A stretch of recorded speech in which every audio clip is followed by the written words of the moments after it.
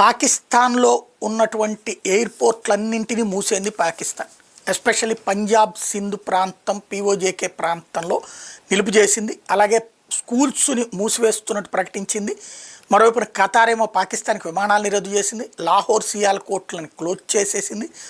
టోటల్గా ఆ పూంచ్, రాంజౌరి, మేందార్, కుప్వారా ఆ ప్రాంతాల్లో ఓ పక్కన కాల్పులు జరుగుతున్నాయి.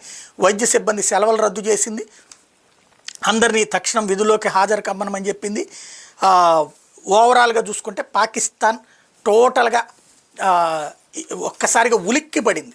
ఇందులో సమస్య ఏంటంటే వాళ్ళ దేశంలోకి వెళ్ళి జరిగినటువంటి దాన్ని కాదు అని చెప్పడానికి లేనటువంటి పరిస్థితి, అవును అని అదే చెప్పుకుంది. ఇప్పుడు దానికి ఆన్సర్ ఏం చేయాలి అన్నటువంటి పాయింట్ మీదనే ఉంది. ఉగ్ర శిబిరాలు కాదు, సాధారణ ప్రజలు చనిపోయారని చెప్పడానికి వీలు లేదు. తమకి సంబంధించినటువంటి ఆస్తులు ధ్వంసం చేశారంటే అంటే ఉగ్రవాద శిబిరాలే మీది ఆస్తులా అంటారు. కాబట్టి ఏం చేయాలో అర్థం కాక తలపట్టుకుంటోంది.